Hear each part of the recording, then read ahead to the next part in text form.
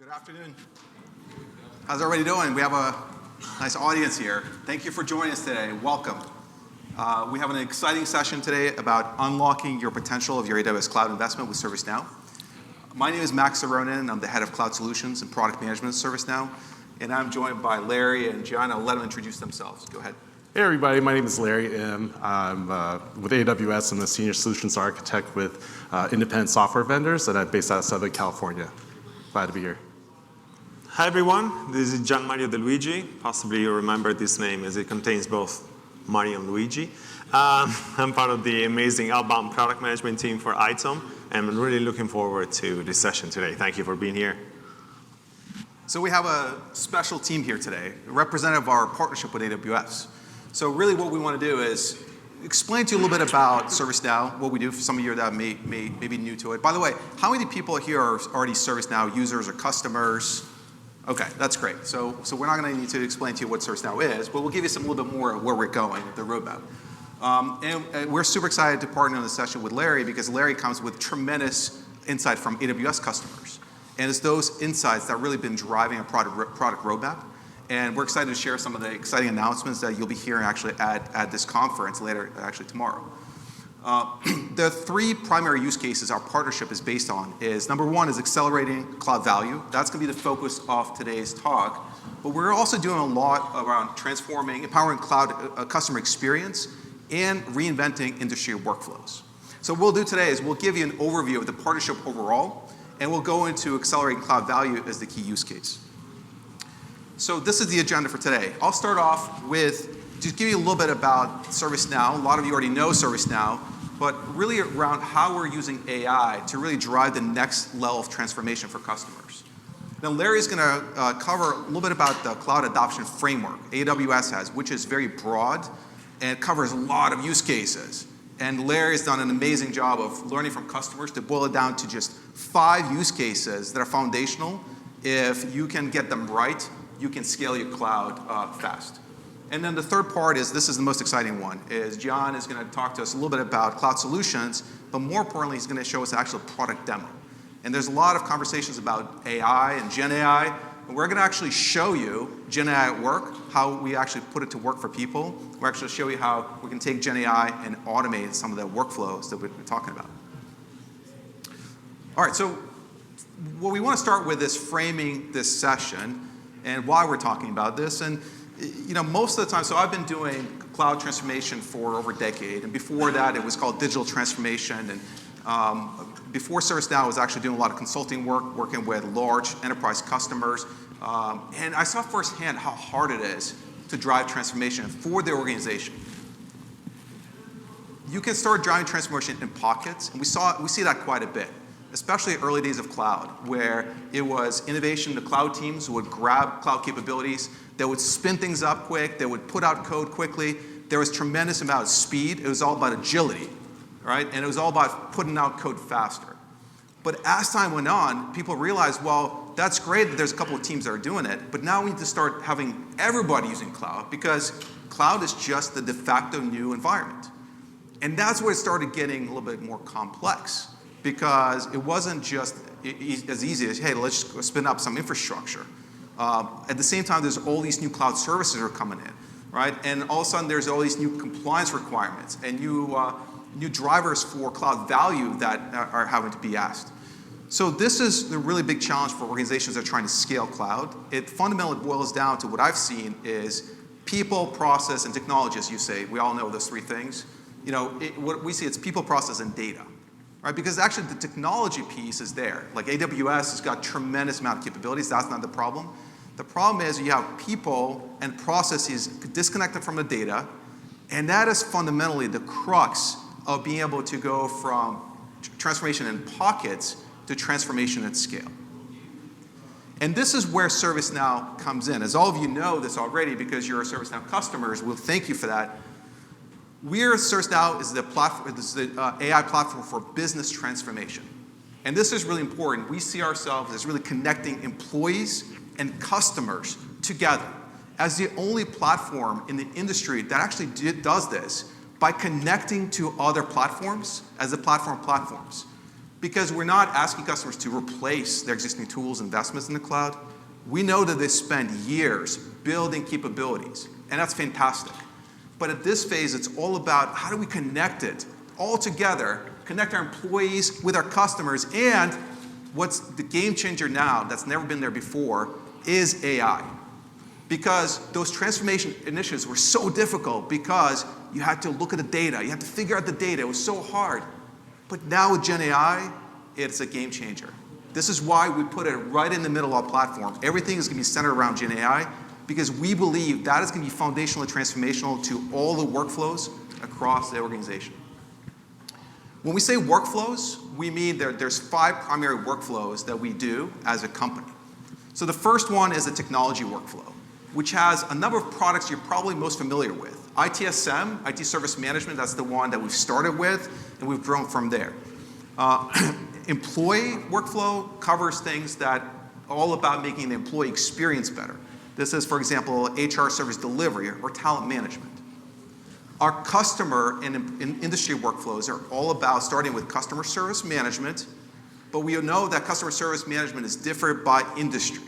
And for example, having retail customer service operations is very important for retailers, and we're partnering with AWS on their contact center to create a next-gen contact center offering that is really transforming those customer industry workflows. We are helping the CFO to transform the finance supply chain, and most importantly, our creative workflow stemmed from where we started as a platform, where you can take any capability and create a new application on top of the platform to transform that. That's really a low-code, no-code capability that's now going to be powered for Gen AI. Within all those, we have products and solutions. And as an example, within technology workflow, we actually take ITSM, ITAM, and a number of other products and put them together into cloud solutions in partnership with AWS to accelerate customer outcomes for their cloud transformation journey. What's really differentiated is that it's all in one platform. We're a single data model, which means that all data sits there, all structured in a way that's industry leading, and it's all secure and protected, and we never, even when we integrate all acquisitions, we always re-platform them. So that means you always get a seamless experience for users. So how does it work behind the scenes? And I'll take you through kind of a bottom to top. Follow with me here. We start with the bottom at the infrastructure layer, where we run in the ServiceNow Cloud, which is always on. But we know that we heard for a lot of AWS customers that they want the flexibility and choice to actually run it within AWS so that they can have, there's compliance requirements, there's data residency requirements. So for the first time ever, you can now run ServiceNow within AWS. And what's exciting is that you can transact on ServiceNow within the AWS marketplace. On top of the infrastructure are the integrations. That's the lifeblood of ServiceNow because it's all about connecting to your data. And we have over 1,000 integrations that are available today in the store that cover most of the applications running and systems running within your enterprise. That's the game changer because you don't have to start from scratch. You plug into what you already have. That is what feeds the data. And what we call it the workflow data fabric. And it's just a fancy way of saying we have a super fast database. And by the way, we just came out with a super fast database. We call it RaptorDB. All you need to know is it's ready to handle large data at scale to support Gen AI. And we take that data and we convert it data to knowledge, what we call knowledge graph. This is the foundation for Gen AI. Because Gen AI now is fed by this data, and ServiceNow has our own LLMs specific to the workflows using the data that's feeding it, and it's all protected, secure, so you don't have to worry about that.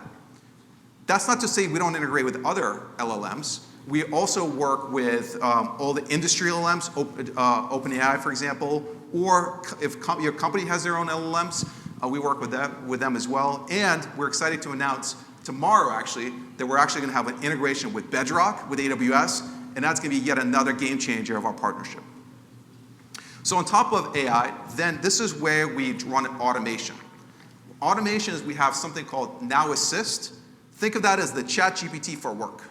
Right? Now Assist capability taps into that AI models and helps users to automate all the processes together with the Process Automation Designer, which is the workflow engine.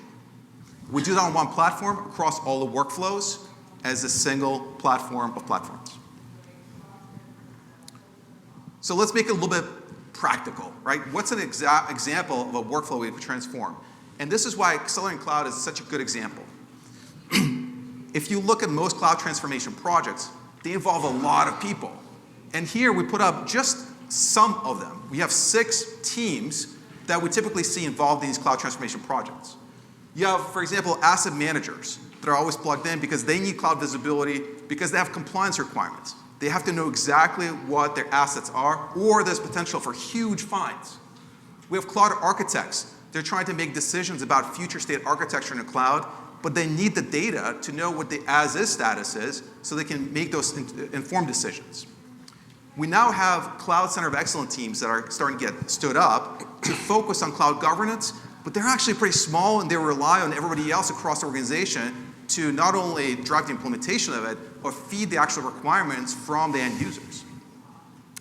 Cost management always becomes a concern, and there's a whole new team that's being stood up, the Cloud FinOps team, that's looking at the costs, but we all know that costs are not in a silo. Costs are related to the operations or the planning that's happening and need to be tied in to make it actionable. And last but not least, this is the firefighters, right? It's the firefighters in the cloud operations, cloud security. They want to look ahead, but they're fighting all the cloud vulnerabilities of the ephemeral resources, their services to make sure they're running and not stopping. That's a tough job, and we want to help them. So this is where the ServiceNow platform comes in. As a platform, we make it easier for them. We know they use tools that they love, and we meet them where they're at. We're not asking to switch out. We're saying plug in your tools into our data. That's what we call the connect. So that you can use that data to understand, right, across those teams. As an organization, you got to understand that data. We have the AI to help you with that. And third, most importantly, you got to act on it. If you know but you can't act, useless. And now the acting part is actually powered by Gen AI. The Now Assist capability is really the powerful engine that's now bringing those actions to life and creating those workflows with ease. Now Assist has been out for over a year now, and we've seen some tremendous results with customers. The first use case was no-brainer. It was a self-service, and that's been just sort of like, look at the BT use case, British Telecom. So they've been able to automate the self-service and reduce their MTTR by 33% with using Now Assist. Really game changer just out of the gate. And what we're seeing more now is actually the use case for developer productivity is skyrocketing. Because as you all know, being ServiceNow customers, sometimes it takes a little bit of know-how to create some of the workflows, right? You got to go in, you got to code some of the glide records, and it takes know-how. Well, this is a game changer now. With Now Assist, and John's going to show you actually the demo of this, anybody can be a developer of workflows, and anybody can be really accelerated of this cloud initiative with Now Assist for playbooks. So what does Now Assist for playbooks do? Well, think of it as that good idea you had one day, and you just wish you could write on a whiteboard, it could come to life. That's exactly what this thing does. A lot of times we come into organizations and they want a whiteboard. They want to have whiteboarding sessions to help define the as-is and the to-be processes. And then it would take like hours or days or weeks to try to transcribe that and then create it in some kind of a Visio, right? And then you have to code it. So hard. So we're changing the game on that. Now, all you have to do is write on a napkin, you feed it into a Gen AI model, and out comes a playbook, a workflow that you can turn on immediately and automate your cloud transformation journey. The potential is truly limitless, and the only question is, which use cases should you automate? So with that, Larry, you have tremendous experience with AWS customers, so why don't you share some of this with us? Thanks, Max. Now Assist is a super cool feature, and can't wait to see the demo. Stick around, you won't regret it. So just an introduction again. My name is Larry. I've been with AWS for 5 years. I've worked with small customers, large customers, in multiple different segments, from financial services to life sciences, and currently with independent software vendors. These are very large consumers of AWS. And so I've seen quite a bit of the cloud transformation and adoption that some of these organizations have. And what we've noticed is that there are questions that these customers pretty much have pretty consistently. And the first questions that they always wonder as they begin their cloud journey is, how do we bridge today's operations model with the future? Whether or not if it's in 6 months, 1 year, 2 year, 5 year, they're always wondering that. The second one is, how do I bring operations at scale, right? Building is great, but operating is next level, and how to be able to deliver a great service. And the third one is integrating multiple tools. You've got lots of different environments now. The customers who are coming in saying, I use this tool, I use that tool, I have lots of different solutions. How does this all work together? So just before we get into this, I did want to run a quick little fact, right, of trivia. 20 years ago, November 2004, Amazon's Simple Queuing service was the first cloud adoption service that was released by Amazon. So since then, in 20 years, in 2 decades, we've learned quite a bit about how customers and what they're wanting in terms of what they want to adopt in their adoption journey. But what we've seen challenges that constantly come up aside from the questions. And so one of them is we've got a lot of different teams. We've got a lot of environments, dev, prod, test. It's really hard to manage. And we got a lot of tools even in those environments as well. And then compliance can be super complicated. You have someone starting up, a great idea, didn't put compliance in place, a lot of regulatory, different frameworks are coming in and affecting it. It gets really hard. And the third one is manual processes don't scale. Being able to do something with just manually, I'm going to do this, just click, click, click, it doesn't work. It's really hard when you start being able to get to a level of scale in hundreds and thousands of accounts. So what we noticed here is the complexity friction really slows down the cloud transformation velocity. Right? So what we've done in that 20 years was actually be able to compile a list of best practices and known as the AWS Cloud Adoption Framework. Now, I would really highly recommend looking into this because it's almost like building a skyscraper without a blueprint. That's kind of bad. So in that cloud adoption framework, you have components of business. How are you going to address your business going into the cloud? How are you going to address your people? How are you going to address your platforms, your security, your operations model? These are all covered within there, and it's really important to be able to look into that. And within those, there's actually multiple, the different groups, there are different use cases to factor into. For this particular one, let's talk about operations. And even in operations, there's 41 use cases, but as Max has mentioned, I brought them down to just 41 use cases, but in cloud governance, cloud financial management, monitoring and observability, and operations management. But I'm going to tell you the five foundational ones you want to get started with. Right? And I also want to kind of highlight why the importance of addressing the cloud adoption framework early on in your journey.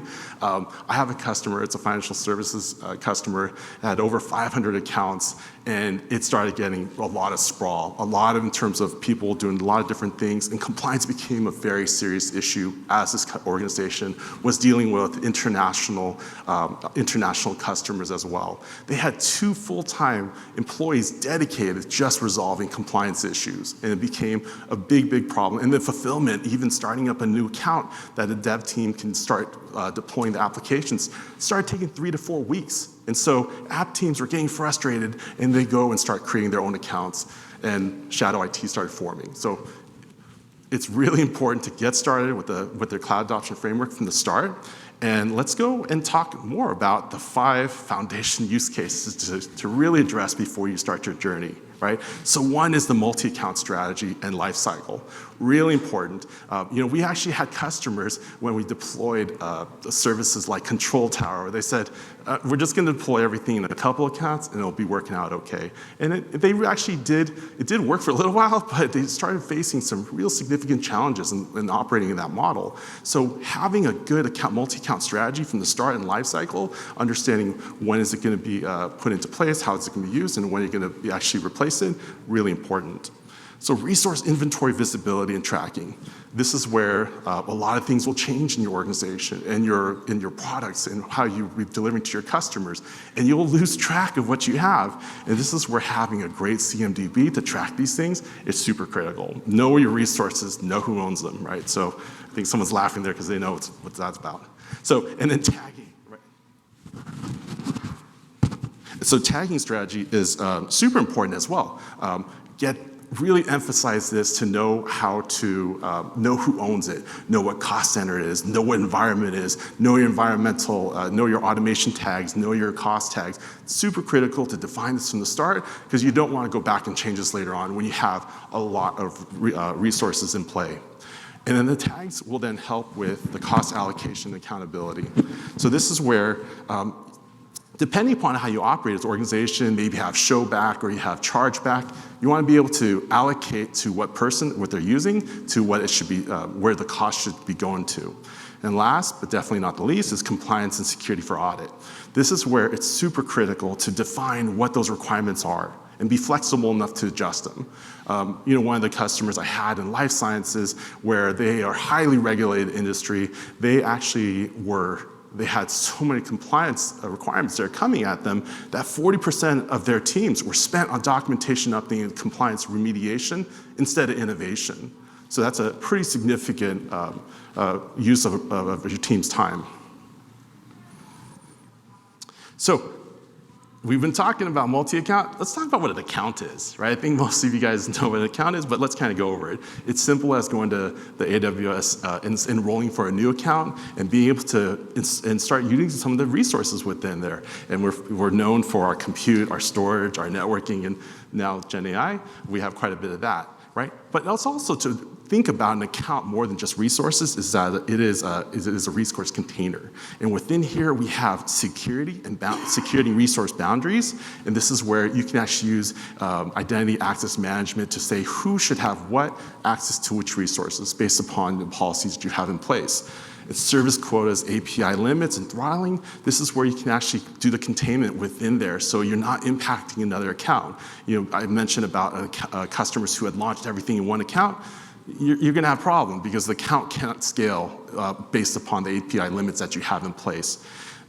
Service quotas are a benefit as well, so that can control the number of how many resources can be launched. So if you're concerned about somebody launching like 1,000 GPUs in there, yeah, you want to have some service quotas in there. It's really important.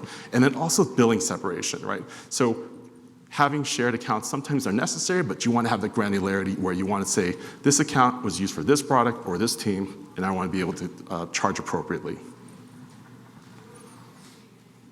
So the multi-account strategy is really important, right? So I've seen customers who start with that 10. Actually, now I'm curious, how many people have 10 accounts? Do you happen to know? 10 accounts, just raise your hands. How about 100? Keep them still up. 1,000? Wow, okay. So you kind of know. So the complexity is that if you haven't addressed the foundational challenges from the start, you're going to have exponential headaches later on. And this is where it's really important to address those compliance requirements from the start and be able to have those in place. And I wanted to talk about the need for the orchestration frameworks. I mentioned about how AWS provides, we actually do two things. We provide the service and the technology, and then we also provide the guidance, right? The Cloud Adoption Framework is the guidance that we provide in your journey.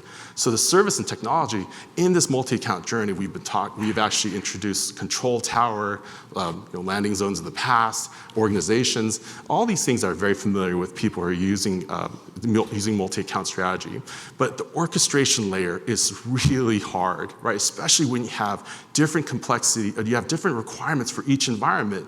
The example I have here, prod and dev and QA are all entirely different. And we want to make sure that you actually have those compliance requirements in place as you start scaling from hundreds, thousands to multi-thousands accounts, right? So this is where you want to make sure your account management is really shored up. You want to make sure your ownership is very clear. You want to have your tagging well-defined, and then you want to have your costs really clearly laid out. And from there, then the vulnerability, policy, and notification and remediation actions will all fall in place. And who does this really, really well from an automation and orchestration framework is ServiceNow. And so at this point, I'm going to turn it over to John to be able to give a demo of the capabilities. Amazing. Thank you, Larry. So you nailed it, right? We need an orchestration framework, or I would say an orchestration platform. And since you all know ServiceNow, we need the platform of platform that can meaningfully bring all these existing investments together. Now, the concept of ServiceNow, and you may be familiar with this, but I want to just go through how it actually works, because we talked about these great frameworks and at a high level how our solutions work, but then let's try to be a little bit more practical here. We know that you have many systems already. We know that you have thousands sometimes of existing investments in some of these point solutions, and you need an orchestration to make sure that they all work together for all the different parts of your company. So if you look at the integrations that we have with the existing systems, there are more than 1,000. And as Max was saying, they're available for all of you in the store right now. What do we do with that data is what differentiates ServiceNow. Because yes, who knows the CMDB here? But I would rather know, I want to know who uses the CSDM right now. Right? A little bit fewer of you, right? So what we do is we take that data and we populate the CMDB with that data from all these existing investments. But then it's really important to know how we populate that data, because we bring in the common services data model that brings in all the out-of-the-box constructs that are built in order to structure your data way better, because we have an outstanding experience, I would say, with many customers like you that are having the same challenges that you, as you are having right now. So we have, as an example, the application services construct, or the business services construct, or the business application construct, and we use them to tie together your infrastructure layer to really understand how does this VM impact my X application service. So you know exactly that you have a business-aware CMDB that knows exactly what is the impact of your infrastructure across the cloud, or even across on-prem, private cloud, whatever, on your application services and on your business applications. Now, we do this across, as I said, different environments. You know, could be the development environment, could be the production environment. But then on top of that, we offer you very specific products that are addressing people's challenges. We all talk about these different departments and these different roles and this process complexity, but what we focus on is real people. We start from the cloud architects. We take the data from these integrations, and we give them a mean to really represent all of their infrastructure pieces, applications, software installations, you name it, in a meaningful way together, so we know how everything ties back to their hardware, to their software version, to everything else that is in their systems.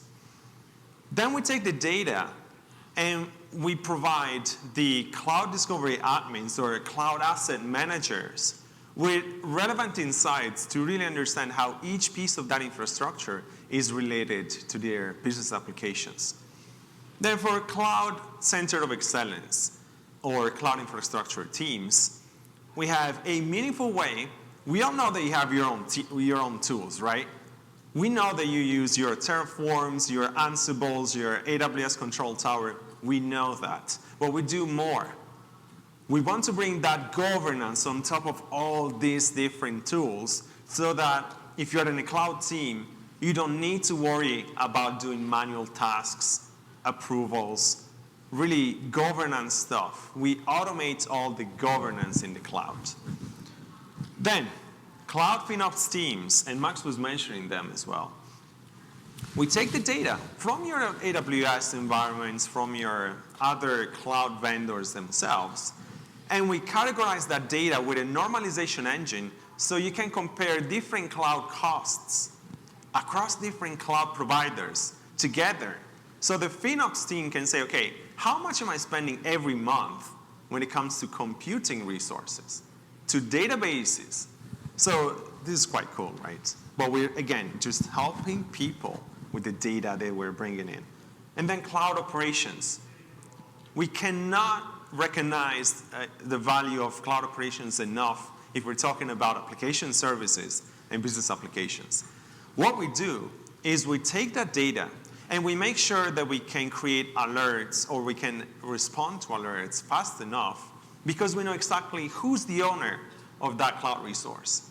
Who's the owner of that application service? We know exactly who is accountable for everything that is happening within your cloud environments. And that's not only across AWS, but any cloud environment that you may have. And then cloud security. Now, the CMDB has many different informations about the different parts of the vulnerabilities that you can have inside your systems. We know exactly what software you have installed, what software components you have installed, and we can relate them back to the vulnerability response tools. So the security teams will have it way easier. Now, on top of all this, we created, and I'm so excited, by the way, to show you the real product in action today. We created the Cloud Account Management product. We basically took all the view that you see in this slide, and we said, well, we want to take it from a cloud account point of view. So you have all the different value that the CMDB is already bringing to you from a cloud account management perspective. If you want to look at it at a very simplistic, from a simplistic point of view, there are three main value, I would say, statements that are remarkable when it comes to cloud account management. It really helps you, first of all, reduce the time to market. We all know that it takes forever for you. Whenever you're requesting for a new cloud account, there are different BUs, different teams, different processes that need to happen before you actually get that cloud account provisioned. We automate all that. It's just in our workflows. And with the Gen AI, as you're going to see, it's going to be even easier for you to automate it. Then we can identify issues way faster so that you don't have any incidents happening potentially within your cloud environments, because we can automatically prevent them and having automated workflows that are making sure that everything that you have running on the cloud is potentially addressed before you even have issues. And then third, we talked about vulnerabilities and we talked about costs. If you have this information, you'll drastically reduce the risks and the costs across your different cloud providers. So I'm just going to show you now a demo from my laptop on how this actually works. But just before that, I want to show you this slide because I think it's a good representation of what we're going to see now. Now, Max talked about three main steps, right? We need to connect our systems. We need to understand the data that is being brought from our systems with the AI. And then we need to act on these insights. Now, this is the basis of how cloud account management works as well. We're going to get started with an overview. So you need to connect to these systems and really get to know, okay, what have I deployed in my cloud accounts? And what resources do I have? And across my cloud environments, how many accounts do I have? We're going to see all the different insights to see how compliant we are with these cloud accounts. Then we're going to see how the self-service or the automation part works, if you will. How can you automate? You won't be asked to perform all these manual activities anymore because you'll have your workflows. And we're going to see actually how they work, how you can create these workflows, and how are they basically leveraging the policies that we automatically create to take decisions for you. Now, I'm going to turn off my laptop, and hopefully we're able to switch screens. All right. So I'm so excited to show you all, and this is very likely the first time that you're seeing cloud account management in real life. Now, for those of you that don't know about it, this is for free. Let me explain you what I mean by that. If you have the item visibility entitlement as of now, you can just go to the store, look up for Cloud Account Management, which is an Innovation Lab release, which means that you can deploy it for free in your non-production environments, and you can try it out. So what we're going to see now is, again, I just want to bring it back to that perspective of really helping personas and real use cases in real life. And many of you have seen this. So if you are, let's say, the cloud CCOE team leader, and you want to make sure to really understand how your cloud account inventory is currently structured, you'll go to the overview section where you have a clear view of the severity of your accounts, which accounts need to be suspended or will be suspended because of cost overruns, policy compliance, different use cases you decided, or which accounts are due for certification or ownership, if you will. Now, you can not only have a quick view of all these accounts and having the relevant information just from a single pane of glass, but you can even look up for specific accounts. Let's say that you want to look for billing accounts and you want to change the view to a list view. Now, you'll have relevant information not only for your team, but for different teams that we mentioned before, such as how much are you spending on that very same month for each of these accounts? And do you have an owner for that account so that you have someone that is accountable for that cost? Or can you relate that account and trace it back to a specific cost center, right? Now, there are many of these fields that are part of the view of the CMDB that we discussed before, and only ServiceNow can help you address these questions. Of course, in this case, we're just pretending that we just got started. So this is exactly how you were going to see these accounts. Now, for each one of these accounts, the Cloud Center of Excellence team can have deeper insights into the configuration compliance. So you can see here that you have immediately some configuration violations that are established out of the box because of the data that you ingested and because of the automated workflows that ServiceNow is offering you.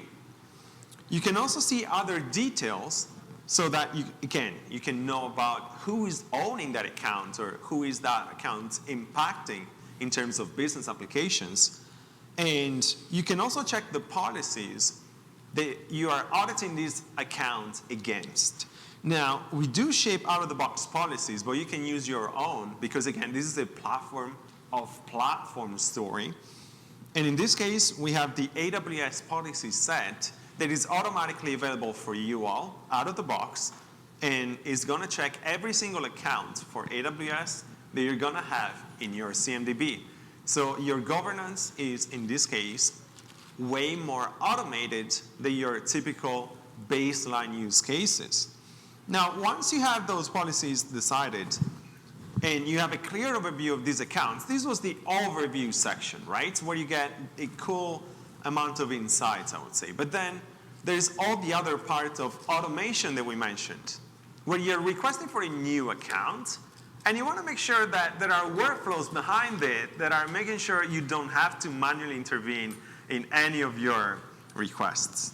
So we're going to go back to the home page and really see how the typical requester experience will be. Now, the requester will have many insights in terms of the requests that they previously placed and how these requests are related back to their application services. And they're going to click on a new request. They can request at the same time different accounts across different environments at the same time. So again, this is done to really save time. In this case, they will select the production environment. And for the specific request, you will see a very cool thing that, again, the ServiceNow platform can offer you. All these fields, you can make sure that for each of your requesters will be automatically populated so they can get to value faster, and you're ensuring that the compliance is met because you know exactly what they can choose for each one of these forms. In this case, the requester will put just the budget that they're requesting for, and they will proceed to submit this request because everything else is being determined, including the tagging, which we know it's a big challenge for you, as Larry was saying. Now, once the request has been submitted, there will be an approver. In this case, because we decided to have an approver, so you can see how easy it is for the approver to proceed and check that out. Now, there are different workflows that you can see from here. The approver will have all the insights for that specific request and decide whether to approve it or not. and potentially even provide a specific reason for it. But then there will be an automatic workflow for financial approval. That's because our workflows are looking for policies that have been established before all this, and they will give you, as an example, budget approval constraints. In this case, every request, we put 600 as a number, right? So we triggered a manual approval because we decided for budgets between 500 and 5,000, there will be a manual approval because it's, for us, not necessarily automatically compliant, whereas everything that is below that is automatically automated. Now, we have seen a lot of stuff today, and this is phenomenal already. But I'm going to show you now the power of Now Assist and how it actually helps you in a very, I would say, easy but real-life use case, right? We don't want to make it too complicated for you. So if you navigate and if you're familiar with the Workflow Studio, this is where we shape the out-of-the-box workflows that are powering all the automation that we talked about. In this case, you can create new workflows very easily, and as we just said before in the previous sections of today's presentations, you can literally do whiteboarding. You can go ahead with your creativity, just draw your process the way you want it to be, as I just did, by the way. And I was on long flights. I literally drew this on my smartphone. And I wanted to have a process that was integrated into the cloud account management experience so that the tagging policy was leveraged in order to approve or not some requests. So this is nothing fancy, right? This is something really, it's a real life use case. And we're going to use that drawing in order to create a new workflow. So we're just going to give it a name. We're going to attach that very same file. And we're going to give a quick description. That's all you need. Now Assist will take that input and create a workflow, a preview, I would say, and you're going to be able to check it in seconds. So it elaborates that very same sketch that I provided him. And it creates this automatic preview of the workflow that can be used in real life. And again, it's just the same drawing that I showed you before. Now, this means that the user, the cloud teams, can get to value with automated workflows in minutes and have the workflows being leveraged for each one of their new requests. Isn't this amazing? And not only that, you're also going to view the board view where you're going to see the subflows so you can act in each single of them if you want to add to them, if you want to change them up. And you can still use Now Assist in order to act into each one of these. Now, this was a real-life example of how Now Assist can help you. There are many more applications that we can think of it, but I'm really happy and super excited about this feature, and I see that you all are as well. So I'm going to hand it back to Max that is going to bring us through some key takeaways, and then we're going to have a couple of considerations. Thanks, John. So that was an awesome demo. Every time I see it, I love it, and it just kind of makes my light bulbs go off and want to go draw on a whiteboard. And I hope that inspires a lot of you to go back and also maybe think about workflows in a different way, in a much simpler way that can be now automated. All right, so we covered a lot of ground today. So let's go ahead. I got it. Yep. Sorry. So let's recap some key takeaways. So I think that the most important thing taken away from here is these 5 use cases that Larry shared with us. I'll tell you, before we started this partnership on this solving this problem, it was actually really, really challenging to kind of figure out, like, what do you focus on, this cloud adoption framework? I mean, we spend hours and hours working together, and there's many different teams within AWS that own different parts of this adoption framework. And it took a long time to navigate those teams to actually find the team that handled the operations piece of the framework. And then once we found that operations team, they said, okay, great, here's like 50 use cases you need to tackle. And that was daunting. So then working through that to really figure out what are those 5, I mean, it was a journey for us all. And so I really want to kind of stomp my foot here that how important this is, right? That if you didn't have this, right, it's hard to start. This is kind of gold, right? So make sure you take a picture, take it with you, because that's going to help you to have conversations within your organizations about how do you position for success. Right? Get that multi-account strategy, because that's the way of the future in terms of how you manage the cloud. The resource inventory, right? That's key for audit purposes, so you got to have that visibility. And the tagging is super important around the visibility and mapping to your business. The key thing there, with the biggest challenge with tagging, is the ownership. So this is what we talked a little bit about, how we give you the ownership. Use that ownership information that's already within ServiceNow to help your cloud teams to propagate that, because it's very difficult to propagate the tagging strategy. Cost allocation and accountability. So integrating the cost into the equation becomes really paramount, but tying it together for the workflow is really important, so you're not chasing firefighting after it happened. And of course, what brings it all together is that compliance audit for security audit. Because at the end of the day, there's an annual process usually that takes place. Take care of those processes early on, and that'll really pay dividends. So we talked about how ServiceNow can help, and specifically cloud solutions with Now Assist. So this is where we are really the platform, the AI platform for business transformation. You already know us as the platform of platforms. We are now providing that AI that really provides that industry context that is a game changer from taking just from IT to the business. All right? And so we are the AI platform for business transformation that's really helping you accelerate that.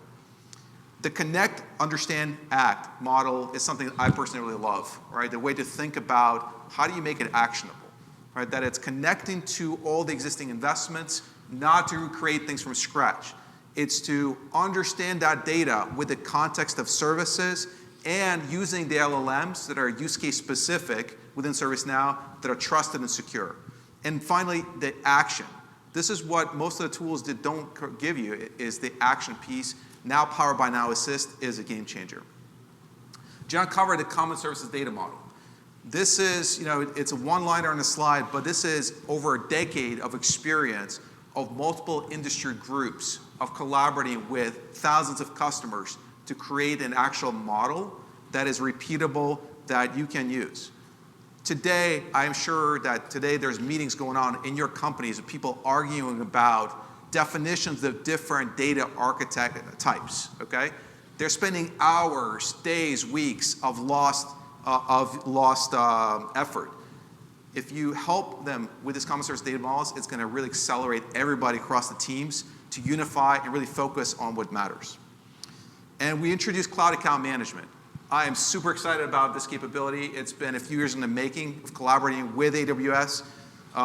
Really, now is the right time for this product, because now is the time, as we saw a lot of people's hands go up in the room. Customers are adopting this multi-account strategy. They're going from tens to hundreds to thousands. It is hard to manage all that, right? And so now having this cloud account management capability that's going to bring together all these data to orchestrate is going to be game-changing for your organizations. And finally, the Now Assist piece, where we hope that this demo that John showed really made it practical and pragmatic. I think everyone in this room has probably done some process analysis or process improvement and can probably empathize with how hard it can be to define the workflows and translate them into actual automated workflows in the ServiceNow platform. This is now much easier. As easy as drawing on a napkin, which is just unbelievable technological progress that we're so excited to bring into organizations. So that about sums it up. Instead of doing Q&A, what we do is, we've been getting some questions pretty frequently, so I'll tee it up for John and Larry. The one question, I'll start with Larry, because we're working with AWS. A lot of times it came up is that, it's great that you have this tool, but we already have lots of tools, right? And so Larry, just for the audience, if they heard about this, what would be the best way to take it back to their teams that already have plenty of tools? This is yet another thing. Why is this impactful? How should they articulate that to their organizations? How can it help? Yeah, it's a good question. A lot of times working with customers who have developers within their own accounts and trying to scale it, there's really three things I could see from what we discussed to be able to address, one of which is speed of account. Developers don't like to wait. When they have an idea and they got a deadline and they got to go after it and start working on it in their own account, they want to have their account set up and ready to go. Number two, they really dislike working with compliance issues. I mean, they're not about fixing old problems. They want to work on creating new things. And so getting an account compliant, ready to go with the tooling in place is something that all my customers have really appreciated. And the third one is the flexibility of having something like the Cloud Account Manager to be able to use that to be able to just to be able to figure out what exactly in plain English or even in a napkin to be able to figure out exactly what they want, being able to draw that out, and being compliant with policies. Those are like three key things I could see really, really important to developers. Thanks, Larry. I think that's a very succinct way to put it. So, John, the other question we get is, okay, that's great. Sounds extensive, sounds big. How do we get started on this thing? And is this going to take like months, years to implement? Is this, you mentioned you can download this thing. So how do we get started on this? That's a great question, Max. So we actually provide you with a potential adoption framework, which is actually a cloud account management value growth, I would say, where you can get started from the overview and insights portion. You just need to set up your visibility up or your service graph connectors. You ingest the data from your existing accounts, and then you can have insights and start working on those on really important matters such as the ownership of those accounts or tying them back to some cost centers or business applications if you want, which is crucial from a ServiceNow perspective and from a company perspective to really allow the broader company to benefit from really your work in the cloud account management space. Now, once you're done with all these considerations, which also include, by the way, the cost insights, you can act on the life cycle. That's the second step. That means that whenever you are in breach of the different policies in terms of compliance policy that you have set up, so you're not compliant, you can suspend that account. Or whenever there are cloud cost overruns for that very specific account, so you decide to suspend it for the month, and then reactivate it when next month you'll be again compliant.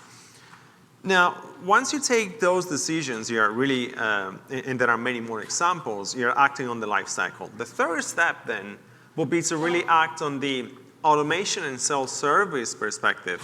So all that part of requesting a new account and really acting on those workflows, so especially with the help of Now Assist, so that you can really get value and let your teams do more value-adding work without having to worry about any manual steps and processes, and really have that automation that is working for them. Now, I think that's the implementation curve that you should all be going for. And of course, if you have any questions, feel free to reach out to us. That's fantastic insights. Thanks. So there you have it. A way to talk to your teams about adopting it and a couple of three-step plan to implement it. So thank you, John and Larry. So with that, we're going to wrap it up. We're going to be here the rest of the week. If you enjoyed the session, we'd love to continue the conversation. Please come visit our booth, 2070 on the expo floor. We have a number of theater sessions coming up that you can go ahead and come see. Or if you'd like to schedule a meeting and talk a little bit more about how this capability can help your organization, we're here. So please reach out, schedule a time with us, and we look forward to talking with you at the conference. Thank you, everyone. Thanks all.